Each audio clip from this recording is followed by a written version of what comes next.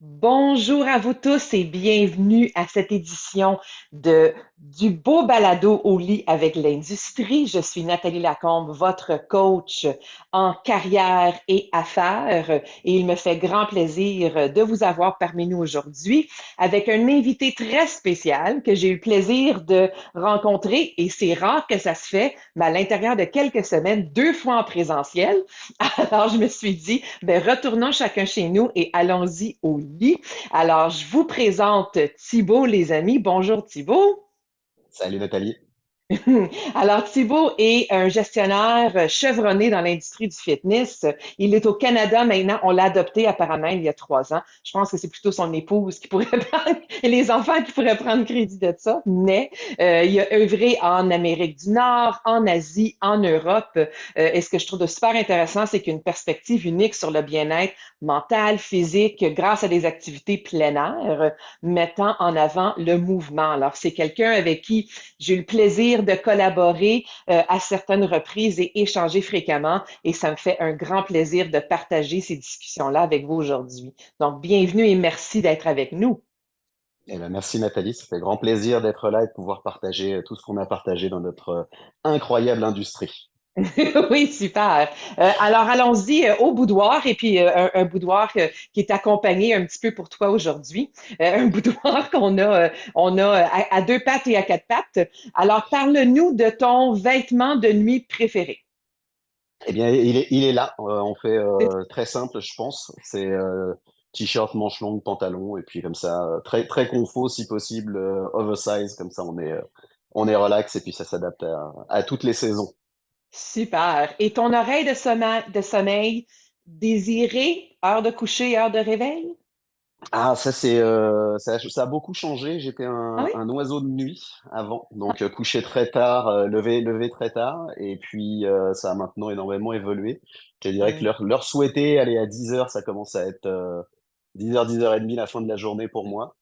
Et puis par contre, le lever va se passer aux alentours de 5 heures, 5 heures et demie, notamment à cause de notre invité à quatre pattes donc qui me rappelle avec une alarme naturelle que c'est le moment d'aller prendre sa dose de mouvement, de commencer la journée en connectant avec la nature et en bougeant. Et C'est des puis bons donc coachs, hein? c'est un excellent coach, il ne me manque aucune journée, il n'y a pas de week-end, il n'y a pas de semaine, il n'y a pas de vacances, il est là Oui. tout le temps, il est très très impliqué. Ah, super. Mais bravo, Buzz. Bravo, Buzz. Écoute, allons-y avec notre conversation d'aujourd'hui vers la profession du conditionnement physique. Ton parcours professionnel t'a permis de travailler vraiment dans une variété de rôles avec différents types d'organismes, de compagnies, etc., à travers le monde, comme on a vu tout à l'heure, en conditionnement physique. Je serais curieuse de savoir comment tu choisis les entreprises, les partenaires avec lesquels tu vas travailler, ayant vu et vécu ce que tu as vu et vécu, tu fais comment pour choisir les endroits où tu vas travailler, lesquels tu vas diriger, etc.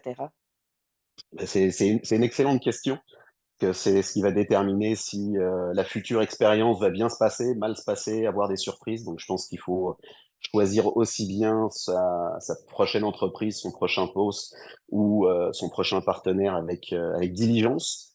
Pour moi, ça Mm. a toujours été la même chose. Le côté géographique, on n'est pas on n'est pas tellement restreint comme tu as pu le voir. On est très mobile et puis ça se décide très vite parce que je pense il faut justement expérimenter un petit peu.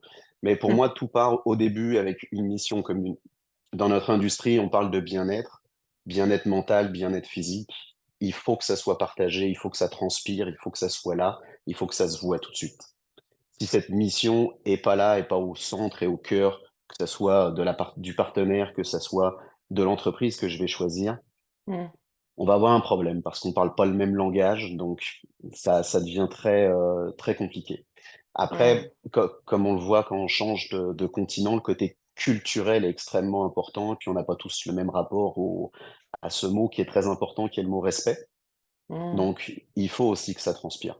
Il faut qu'on voit il y a du respect entre les êtres humains, qu'il y a du respect à tout niveau de la hiérarchie. Donc, en règle générale, j'aime beaucoup quand je prospectais, par exemple, pour aller en Asie, c'était non pas d'être capable de rencontrer juste le président, mais l'employé moyen, comment lui il vit ça? C'est quoi sa vision de cette compagnie-là? Est-ce que justement cette mission du bien-être est véhiculée à tous les échelons? Est-ce qu'on le voit? Est-ce qu'on le ressent?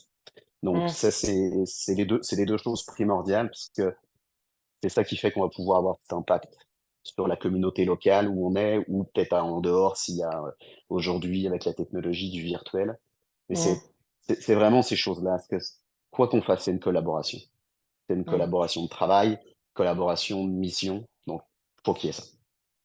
C'est intéressant comment tu parles de ça parce que c'est sûr que, bon, on parle beaucoup de compensation ces temps-ci dans notre domaine et je parle toujours de la culture d'entreprise, comment choisir c'est quoi le salaire ou c'est quoi le taux horaire n'est pour moi pas la question la plus importante. Une des questions, mais de savoir si on va être bien, là, parce que la compensation se mesure dans beaucoup plus que le salaire ou le taux horaire. C'est des choses qui font une différence dans nos journées, minute par minute, semaine par semaine, ces choses-là. Donc, j'apprécie que tu mentionnes tout ça. Mais tu rebondis sur un point qui est aussi essentiel et je sais qu'il est difficile dans notre industrie à Mm. parler. Ce point-là doit être traité très rapidement aussi. Si c'est une nouvelle Mhm. entreprise, ça doit être traité. Pour moi, c'est pour ça que je dis que c'est une collaboration. L'échange pécunier et le degré de respect ou de confiance qu'on va attribuer à quelqu'un. Donc, Mm.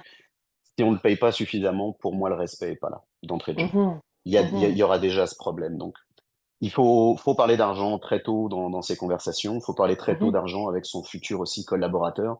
Mhm. Il est magnifique, qu'il a une super personnalité, qu'il va avoir un impact sur la compagnie. C'est pas une dépense, c'est un investissement. Donc, Ouais. Et faut être très sûr tôt de et le avec placer du bon. aisance, d'être confortable, que ça soit pas secret, que ça soit pas, tu sais, que ça soit vraiment comme toute autre chose. Parler de tout ça comme tout le reste. Donc, j'apprécie que tu mentionnes ça. Oui, Tu c'est très as, important. tu as travaillé avec des centaines de professionnels en activité physique. Tu vas aller en chercher, tu vas en engager, bon, etc. C'est du recrutement beaucoup avec toutes les entreprises avec lesquelles tu as travaillé. Que vois-tu comme étant les compétences clés, si on avait à en choisir juste quelques-unes, pour une carrière vraiment durable en fitness? Excellente question encore. Et puis, je pense pas que ça soit très, très, très compliqué, en fait. C'est des OK? choses qui viennent d'ici, qui viennent, pour moi, du cœur de la personne. La Mm, première valeur, ça n'a rien à voir avec notre industrie, c'est l'intégrité. mm, Du moment où on va être intègre, on va être sûr de toutes les décisions qu'on a pu prendre. J'ai pas de problème à présenter quoi que ce soit ou à présenter quelque chose à un client que j'entraîne et à lui dire, bah, ce que tu me demandes en 3 semaines, c'est irréel. Donc, on va éviter toutes ces déceptions mm, qu'on peut avoir dans l'industrie de surpromettre mm, pour essayer de promettre un résultat qu'on va contrôler peut-être 1 heure ou 2 heures parce que c'est le temps qu'on va passer avec lui dans la semaine. Donc, cette intégrité-là, pour moi, est primordiale. Les deux autres vont ensemble, c'est l'adaptabilité puis la curiosité. mm, L'adaptabilité, ça veut pas dire de sauter sur toutes les tendances et de changer pour rester soi-même. On sait qui on est, puis c'est important de savoir qui on est. Mais on le voit très bien, malheureusement avec la pandémie, les choses ont évolué très vite d'une manière dont on n'avait pas soupçonné. Ben, il y a ceux qui sont adaptés, puis il y a ceux qui sont pas adaptés. Et puis il va falloir encore s'adapter demain, puis il va falloir encore s'adapter, puis on est obligé de s'adapter en permanence. Donc il faut embrasser ce changement-là, mm, parce que sinon on va rester en arrière. Pour le côté curieux, ben, on le voit en ce moment, l'intelligence artificielle, on va pas nommer tout ce qui se passe. Même chose, ça veut pas dire qu'il faut le prendre et dire c'est la nouvelle norme. Mais qu'est-ce qu'on fait avec ça? Qu'est-ce que mon concurrent fait avec ça? Qu'est-ce que les autres font à travers le monde avec ça? Comment est-ce que moi je peux m'en servir? Est-ce que je peux l'intégrer dans ce que je fais au quotidien? Est-ce que ça peut être une plus-value pour moi sans encore une fois dénaturer qui je suis, ce que je fais et l'impact que je veux avoir? Donc, adaptabilité, curiosité, intégrité, on est pas mal sur la route du succès là. merci et merci. J'espère que ce que nos écouteurs remarquent, c'est que c'est pas c'est des capacités qu'on a des capacités relationnelles, des capacités soft skills et non des capacités techniques de être capable de créer des programmes, être capable de, tu sais, je veux dire, au niveau de toutes ces choses-là, souvent on va avoir le désir d'aller vers la programmation, l'équipement, le ci, tout le reste, quand en réalité, la durabilité et la profitabilité d'une carrière, en réalité, cette capacité de d'y être pendant non pas juste des années, mais des décennies, requiert des capacités personnelles sur lesquelles on peut travailler versus regarder vers l'extérieur.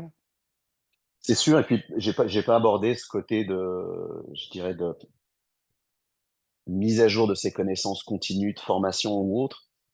C'est le skills dans notre industrie que chacun de nos entraîneurs a. Il y Ouais, a qu'à aller dans n'importe quelle convention, ils sont tous là, ils veulent apprendre.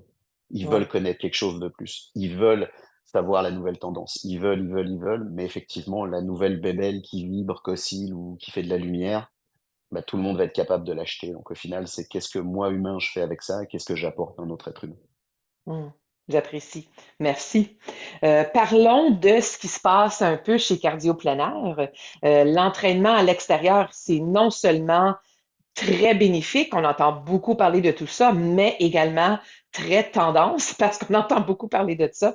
Donc, on voit même des subventions du soutien qui vient du gouvernement, etc., partout à travers le monde. On parle de ces choses-là. Vous l'avez, vous, c'est votre, c'est votre credo chez Cardio Plein Air. Comment est-ce que vous faites pour prendre quelque chose? J'imagine que ça doit être difficile de dire comme vous autres, vous êtes comme, ben oui, tout le monde maintenant en parle, c'est très tendance partout. Mais comment vous faites pour inculquer ce qui est maintenant un peu plus connu ou ce qu'on entend parler dans les médias, etc., avec vos clients, avec vos coachs, pour qu'ils puissent en bénéficier de cette tendance qui, pour vous, a toujours été présente? Mais c'est, je dirais qu'encore une fois, pour l'instant, tu viens de le dire, les médias font le travail pour nous. C'est-à-dire Ah, que pendant très longtemps, s'entraîner voulait dire abonnement dans un gym. Et puis, bah, avec ce qui s'est passé dans les dernières années, on a découvert que quand je descendais en bas de chez moi, j'avais accès à un parc. Et puis, je te dirais que je me souviendrai toujours de mon arrivée en juillet 2010, de nuit, à Montréal, en avion, et où j'ai vu tous ces parcs illuminés avec ces terrains de baseball, avec toutes ces choses-là qui, en Europe, on n'a pas cet espace, ça n'existe pas. Et ça a été ma première réflexion de waouh, hmm, je suis en pleine ville, j'ai une montagne, je suis en pleine ville, j'ai des parcs à 5 minutes de chez moi. Ça, c'est waouh. Après, faut toute mesure garder. On a quand même un motto qui est très fort, qui est il n'y a pas de mauvaise température, il n'y a que des mauvais vêtements. Je dirais ah, qu'il on va le mettre entre guillemets, parce que le Québec, depuis quelques temps, nous réserve plein de surprises, hmm, aussi bien en termes de qualité d'air que de température extrême, donc où là, le vêtement a quand même ses limites. Mais l'éducation principale qu'on fait, nos coachs respirent le plein air. Nos franchisés respirent le plein air. hmm, De donner cette passion, c'est quelque chose qui se produit déjà depuis plus de 20 ans chez Cardio Plein Air. Donc, la sensibilisation des gens passe par comment on va rendre ce plein air accessible. Comment est-ce que, bah oui, aujourd'hui il pleut, mais je peux quand même aller dehors. Donc, hmm, comment sensibiliser les gens à je m'achète la bonne paire de chaussures, je m'achète le bon vêtement pour être confortable et que ça soit pas un moment désagréable, froid, humide ou trop chaud. Donc, on se sert de plein de choses, on écrit des blogs sur les vêtements, sur l'hydratation, sur la chaleur, sur tout ça, mais il y a même des mouvements en ce moment qui sont géniaux, qui nous aident au Canada. À tes souhaits, qui nous aident au Canada.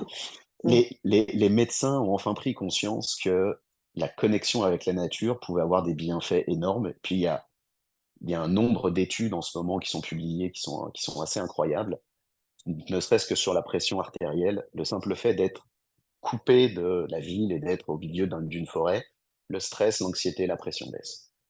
Donc, ils sont en train de faire ces prescriptions, ils sont en train d'inclure ça dans un traitement non médicamenteux, on va dire hmm. ça comme ça. Donc, c'est ce qu'on met de l'avant, on va écrire des blogs, on va essayer de le publier au plus grand nombre sur Comme Tout le Monde, les médias sociaux, et puis on a 50 000 clients qui inspirent des gens de leur communauté autour d'eux, qui vont en parler de cette expérience qu'ils ont eue et que, bah, effectivement, quand je fais mon exercice de voir le ciel, de voir le soleil, de voir une biche, de voir n'importe quoi, Hmm. ça a quand même un effet. Ça a quelque chose de wow qui nous sort du bureau, de la maison. d'un gym fermé, sans lumière.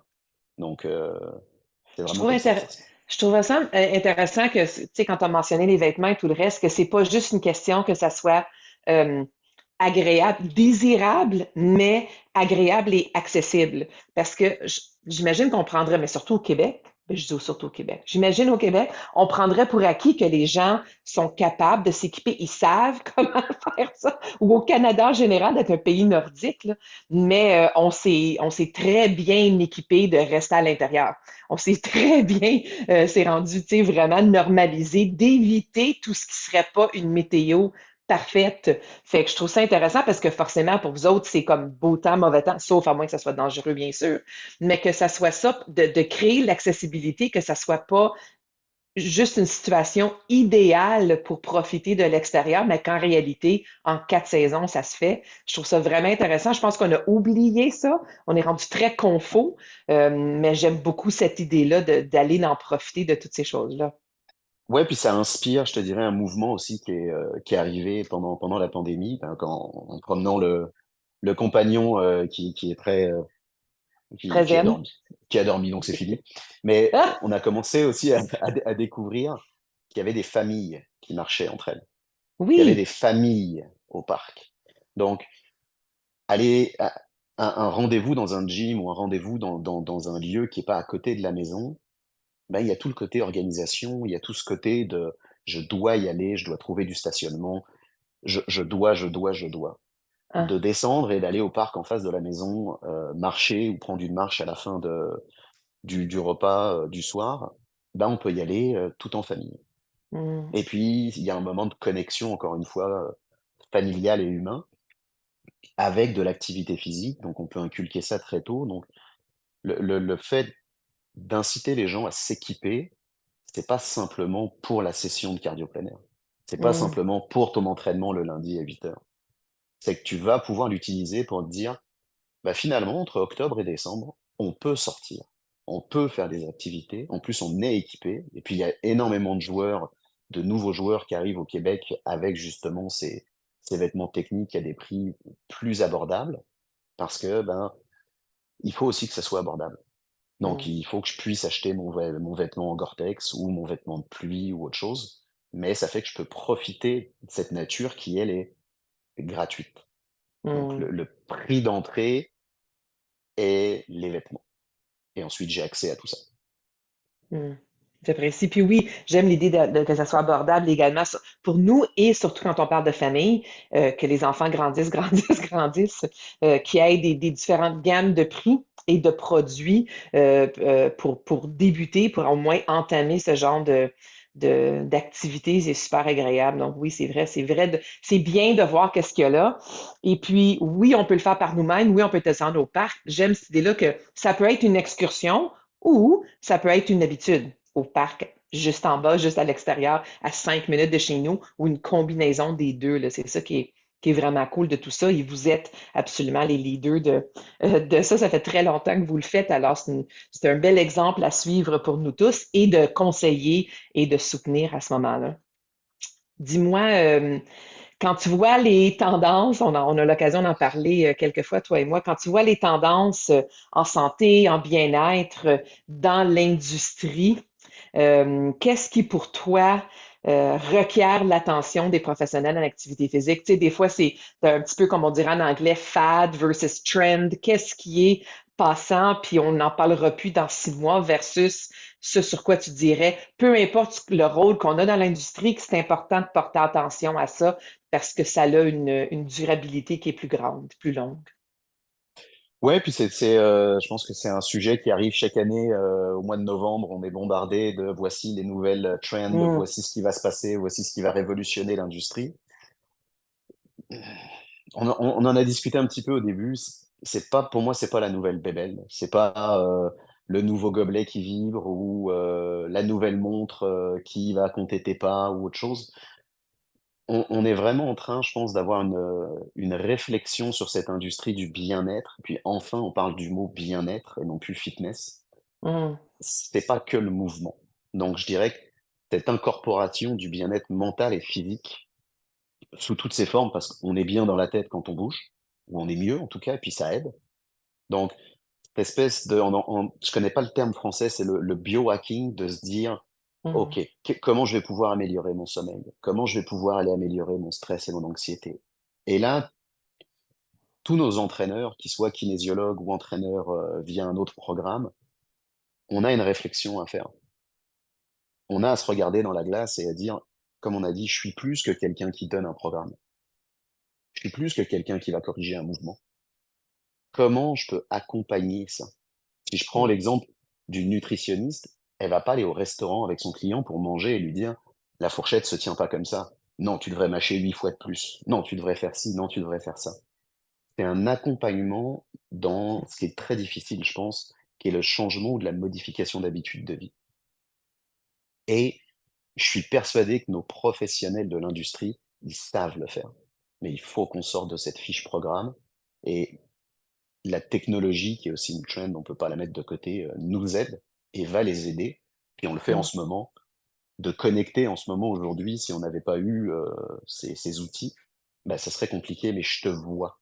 Donc à partir du moment où je te vois, la connexion est un peu plus que c'est du téléphone ou c'est un courriel. Donc je pourrais, non pas entraîner, mais je pourrais accompagner des gens qui habitent pas au Québec. mhm, Je pourrais avoir un impact sur cela. D'où la curiosité de qu'est-ce qui se passe autour? Comment je peux avoir cet impact? Donc pour moi, c'est d'englober le bien-être mental, physique, et de se dire ouvertement: «Je suis plus qu'un entraîneur de fitness». Ça, c'est la trend qui va durer très, très longtemps. Ça, c'est ce qui va révolutionner l'industrie. C'est ce qui va changer, c'est ce qui va accompagner, tous nos professionnels et tous nos entraîneurs, parce que c'est ça que les gens demandent, mm. l'accompagnement et cette aide. Non, que ça soit à l'extérieur, l'extérieur en est une, trend, qui est folle. Je veux dire, les gens sont tous dehors maintenant, alors qu'avant, on en croisait très peu. Et puis Mhm. l'autre chose, même c'est pas des bébelles, mais les jeunes n'ont jamais été aussi peu actifs. Mm. Donc comment est-ce qu'on peut créer, non pas des programmes d'entraînement, mais des programmes d'accompagnement pour faire bouger ces enfants?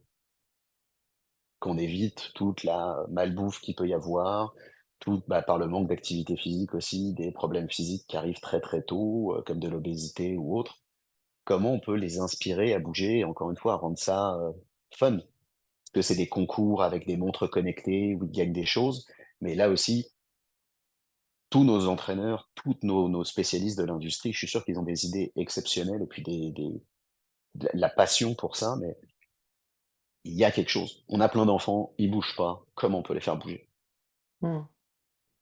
Penser à ce qui se passe dorénavant pour que ce soit ça. Moi, tu sais, on a parlé de la modification de comportement. Oui, c'est ce qu'on fait, mais c'est ce qu'on fait parce qu'on travaille avec eux autres une fois qu'ils sont adultes et sédentaires ou trop sédentaires.